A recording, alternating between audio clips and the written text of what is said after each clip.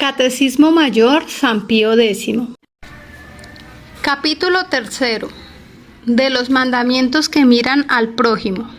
Primero, del cuarto mandamiento. 401. ¿Qué nos manda el cuarto mandamiento? ¿Honrarás a tu padre y a tu madre? El cuarto mandamiento, honrarás a tu padre y a tu madre, nos manda respetar al padre y a la madre, obedecerlos en todo lo que no es pecado y asistirlos en sus necesidades espirituales y temporales. 402. ¿Qué nos prohíbe el cuarto mandamiento?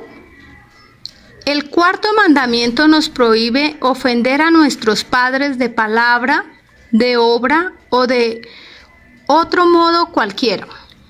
403. ¿A quiénes más comprende este mandamiento con el nombre de padre y de madre? Con el nombre de padre y de madre comprende también este mandamiento a todos los superiores, así eclesiásticos como seglares, a los cuales por esta razón debemos obedecer y reverenciar. 404. ¿De dónde les viene a los padres la autoridad de mandar a sus hijos y a los hijos la obligación de obedecer a sus padres? La autoridad que los padres tienen de mandar a los hijos y la obligación de estos a obedecerlos viene de Dios, que constituyó y ordenó la familia para que suministre al hombre los primeros medios necesarios para su perfeccionamiento material y espiritual. 405. ¿Tienen los padres deberes para con sus hijos? Los padres tienen el deber de amar, alimentar y mantener a sus hijos, proveer a su educación religiosa y civil, darles buen ejemplo, alejarlos de las ocasiones de pecado, corregirlos de sus defectos y ayudarlos a abrazar el estado a que Dios los llama. 406. ¿Nos ha propuesto Dios un dechado de familia perfecta? Dios nos propuso un dechado de familia perfecta en la Sagrada Familia, en la que Jesucristo estuvo sujeto a María Santísima y a San José hasta la edad de 30 años. Esto es, hasta que empezó a cumplir la misión de evangelizar que le confió su eterno Padre. 407. ¿Podrían las familias proveer a todas sus necesidades si viviesen separadas? Sí, si las familias viviesen separadas no podrían proveer a todas sus necesidades. Fue necesario que se juntasen en una sociedad civil a fin de ayudarse mutuamente al perfeccionamiento y el bienestar común. 408. ¿Qué es sociedad civil? Sociedad civil es la unión de muchas familias dependientes de la autoridad de una cabeza para ayudarse unas a otras a conseguir el mutuo perfeccionamiento y el bienestar temporal. 409. ¿De dónde le viene a la sociedad civil la autoridad porque es gobernada? La autoridad porque es gobernada la sociedad civil viene de Dios, que quiere que se constituya esta para el bien común. 410. ¿Hay obligación de respetar y obedecer a la autoridad que gobierna la sociedad civil? Sí, todos los que pertenecen a la sociedad civil tienen obligación de respetar y obedecer a la autoridad, porque viene de Dios y porque así lo exige el bien común. 411. ¿Se han de respetar todas las leyes que imponga la autoridad civil? Se han de respetar todas las leyes que la autoridad civil impone, con tal de que no sean contrarias a la ley de Dios, según el mandato y ejemplo de nuestro Señor Jesucristo. 412. Fuera del respeto y de obediencia a las leyes impuestas por la autoridad, ¿qué otros deberes tienen los que forman parte de la sociedad civil? Los que forman parte de la sociedad civil, fuera de la obligación de respetar y obedecer las leyes, tienen el deber de vivir concordes y procurar según sus medios que la sociedad sea virtuosa, pacífica, ordenada y próspera para el común provecho. Segundo, del quinto mandamiento. 413. ¿Qué prohíbe el quinto mandamiento? ¿No matarás?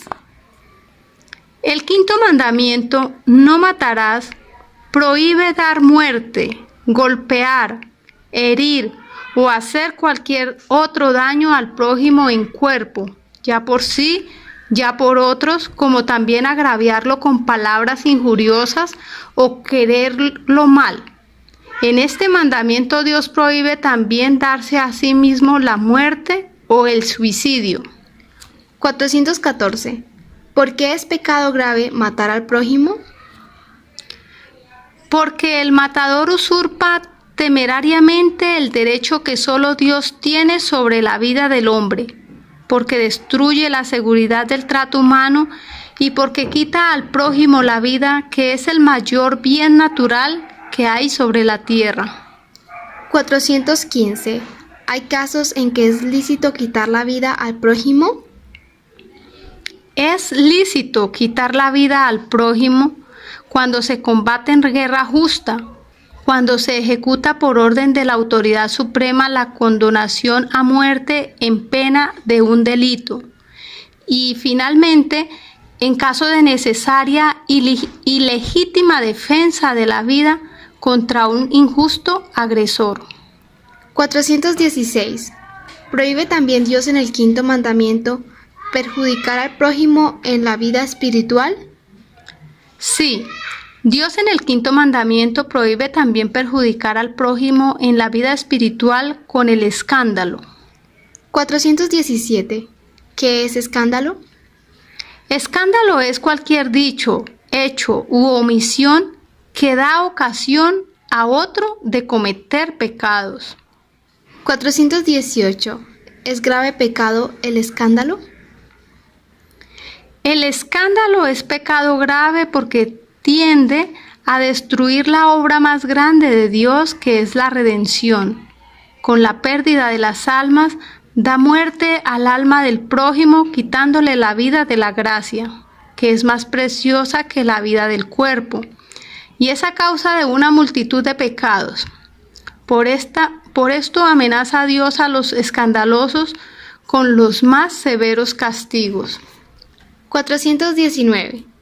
¿Por qué prohíbe Dios en el quinto mandamiento quitarse uno la vida o el suicidio? En el quinto mandamiento prohíbe Dios el suicidio, porque el hombre no es dueño de su vida.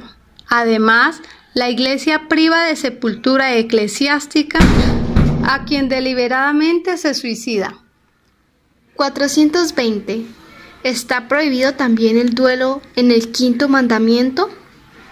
Sí, en el quinto mandamiento está prohibido también el duelo, porque el duelo participa de la malicia del suicidio y del homicidio, y está excomulgado todo el que voluntariamente toma en él parte, aun como simple espectador.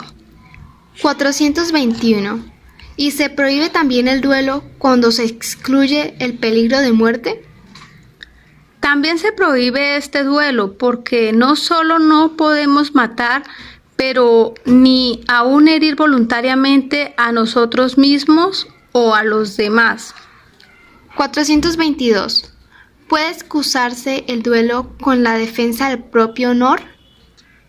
No, porque no es verdad que en el duelo se respete la ofensa, y porque no puede repararse el honor con una acción injusta, irracional y bárbara como es el duelo. 423. ¿Qué nos manda el quinto mandamiento? El quinto mandamiento nos manda a perdonar a nuestros enemigos y querer bien a todos. 424. ¿Qué ha de hacer quien ha perjudicado al prójimo en la vida del cuerpo y del alma? Quien ha perjudicado al prójimo no basta que se confiese. Ha de reparar el mal que ha hecho, resarciendo los daños producidos. retractándose de los errores que enseñó y dando buen ejemplo. Tercero, del sexto y noveno mandamientos. 425. ¿Qué nos prohíbe el sexto mandamiento? ¿No cometerás actos impuros? El sexto mandamiento, no cometerás actos impuros, nos prohíbe toda acción, toda mirada, toda conversación contraria a la castidad y a la fidelidad en el matrimonio. 426. ¿Qué prohíbe el noveno mandamiento? ¿No consentirás pensamientos ni deseos impuros? El noveno mandamiento prohíbe expresamente todo deseo contrario a la fidelidad que los cónyuges se han jurado al contraer matrimonio, y asimismo prohíbe todo pensamiento o deseo culpable de acciones prohibidas en el sexto mandamiento. 427. ¿Es gran pecado la impureza? Es pecado gravísimo y abominable delante de Dios y de los hombres. Rebaja al hombre a la condición de los brutos, lo arrastra a otros muchos pecados y vicios y acarrea los más terribles castigos en esta vida y en la otra. 428. ¿Son pecado todos los pensamientos que nos vienen a la mente contra la pureza? Los pensamientos que nos vienen a la mente contra la pureza por sí mismos no son pecados, sino tentaciones e incentivos de pecado. 429. ¿Cuándo son pecado los malos pensamientos? Los malos pensamientos, aunque sean ineficaces, son pecado cuando culpablemente damos motivo a tenerlos, consentimos o nos exponemos a peligro próximo de consentir en ellos. 430. ¿Qué nos ordenan el sexto y noveno mandamientos? El sexto mandamiento nos ordena ser castos y modestos en las acciones, en las miradas, en nuestra conducta y en las palabras. El noveno mandamiento nos ordena que seamos castos y puros aún en lo interior, a saber, en mente y en el corazón. 431. ¿Qué hemos de hacer para guardar el sexto y noveno mandamientos?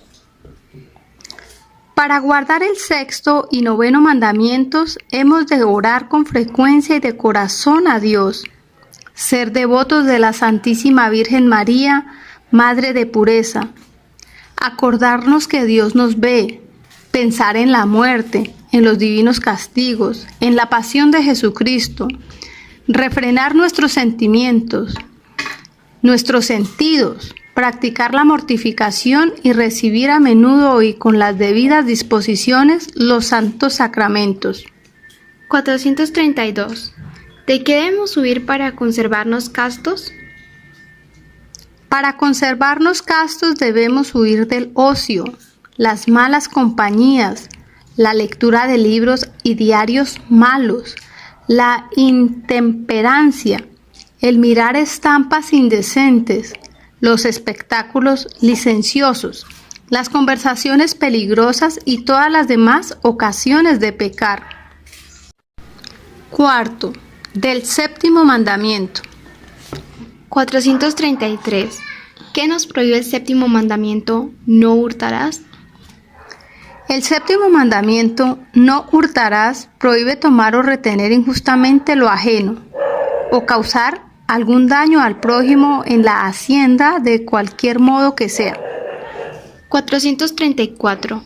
¿Qué quiere decir hurtar? Quiere decir tomar injustamente la hacienda ajena contra la voluntad de su dueño. Es decir, cuando éste tiene toda la razón y el derecho de no querer ser privado de ella. 435. ¿Por qué se prohíbe el hurtar? Porque se peca contra la justicia y se hace injuria al prójimo, tomando o reteniendo contra su derecho y voluntad lo que le pertenece. 436. ¿Qué se entiende por bienes ajenos? Bienes ajenos es todo lo que pertenece al prójimo, por tener la propiedad o el uso de ello, o por guardarlo en depósito. 437. ¿De cuántas maneras se toman injustamente los bienes ajenos? De dos maneras, con el hurto y con la rapiña. 438. ¿Cuándo se comete hurto? Se comete hurto cuando se toman ocultamente los bienes ajenos. 439. ¿Cuándo se comete rapiña? Se comete rapiña cuando se toman los bienes ajenos con violencia y manifiestamente. 440. ¿En qué casos pueden tomarse los bienes ajenos sin pecado? Cuando el dueño de ellos no los lleva a mal, o cuando injustamente no quisiese darlos, como sucedería si uno estuviese en extrema necesidad, con tal de que tomase solo lo que le es precisamente necesario para socorrer la urgente y extrema indigencia.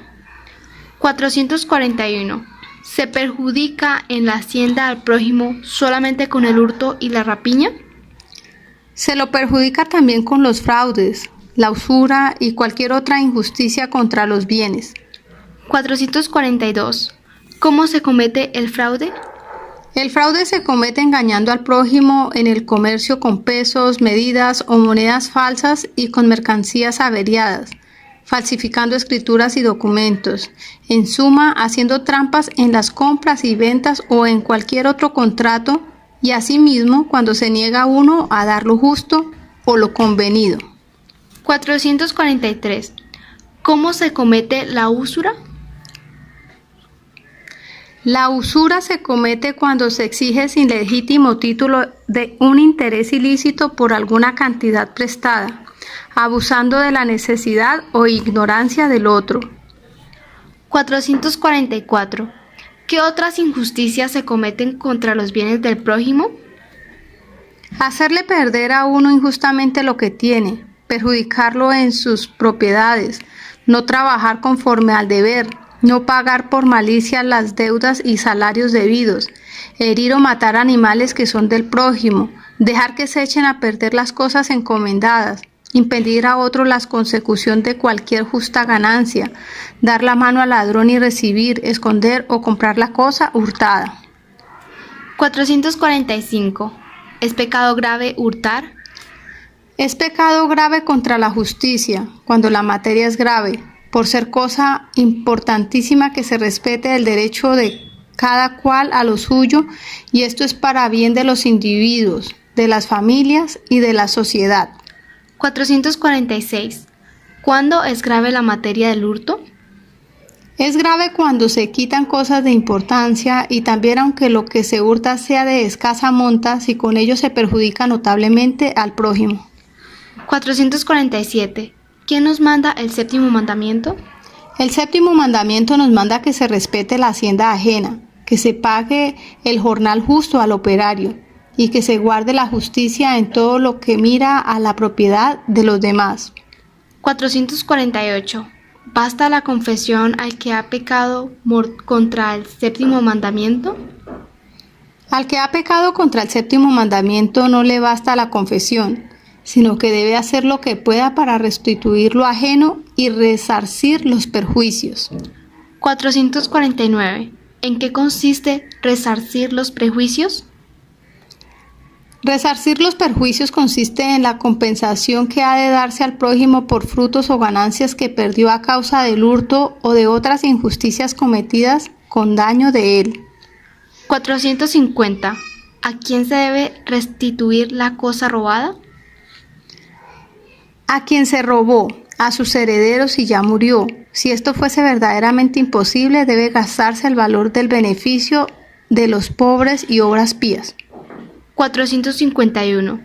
¿Qué debe hacerse cuando se encuentra una cosa de gran valor? Debe emplearse gran diligencia en buscar al dueño y restituirla con fidelidad.